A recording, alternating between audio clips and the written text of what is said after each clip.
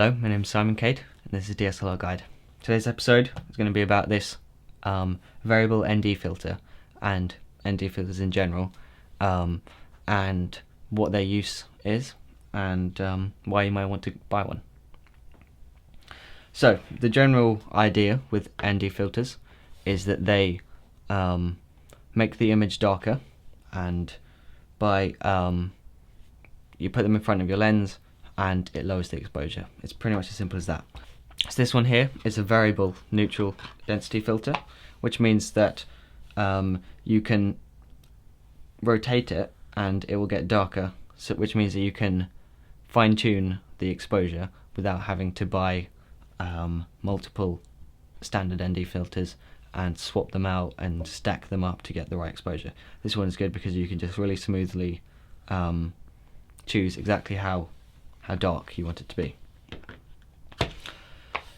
So the reason why you may want to make your image darker is because when you're shooting video, the general idea is that you should be shooting at 1/50th of a second. Now, this is like a kind of guideline, so you don't absolutely have to follow it, but I personally like to because I think it does look really cinematic, and I think it does. Yeah, I think it creates the best images, but that's just my opinion. So the problem is when you go out in the sun and you set your shutter speed to 1/50th, then as you can see from my example, with an ISO of 100 and an f-stop of 2.8, the image is really overexposed to the point where you can hardly even see anything. So there are a few ways that you could get this image down to the correct exposure, and one of them uses the ND filter. So to get the correct exposure, you would have to dial it down to say 2,000th or 1/4000th maybe, depending on how bright it is outside. So you can see that now we have the correct exposure, but having a high shutter speed will have minimal motion blur, which tends to kind of look a bit unnatural, and most people would say that it doesn't look cinematic.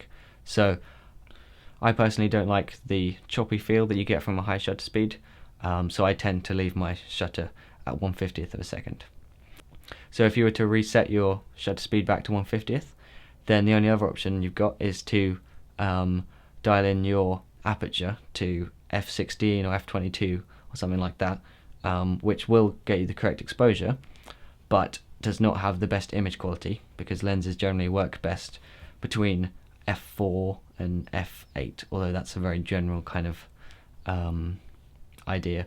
But using such a small aperture will only use a small amount of the lens, so it could be not quite as sharp.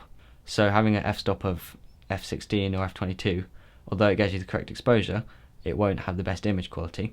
And the other thing is the depth of field will be very deep, so you can't rack focus from one thing to another. You can't have the blurry background effect that a lot of people really like. You have no control over how blurry the background is. It's just definitely going to be in focus.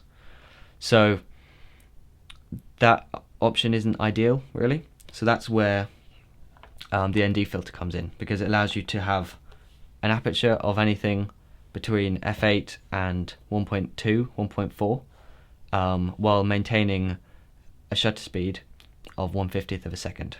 So I'll show the difference between having 1/50th of a second and 1/2000th or 4,000th or whatever it would be in terms of motion blur, and then also the difference in terms of depth of field between f2.8 and f16 or 22 or whatever it turns out to be.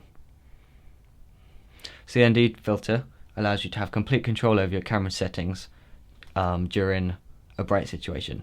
So if you do want to have 1/50th of a second and f1.4, then you can shoot like that in a really bright situation. So that's the point of an ND filter. But the one thing I would say is that if you have a crop sensor camera that doesn't let in quite as much light as a full frame camera such as the 5D Mark II or my 5D Mark III, then you don't get as much use out of an ND filter, because there aren't as many times when it's too bright, if that makes sense. So while I'm still pleased with this, and I'm glad that I bought a variable ND filter, I haven't got that much use out of it.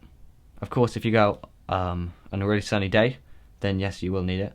But if it's really cloudy or kind of dusk, about to get dark, then you won't need it. And of course, indoors, 9 times out of 10, you're just trying to get as much light into the camera as possible. So that's one thing to bear in mind when deciding whether to buy an ND filter, is that you may not get a huge amount of usage out of it. But if you are deciding to buy an ND filter, which I do recommend because they are really useful, then I really would suggest that you go and watch Dave Dugdale's video. Now he did a video a while back where he compared, I think it was 4 or 5 different brands of ND filter, and after watching his, I decided to go with the Genus ND filter. But so he just has a selection of different variable ND filters, which he compares in terms of sharpness, bokeh, and other stuff I can't remember. But it's really good video, and will help you decide on which filter you want based on the price, because they range from £40 to well over £500.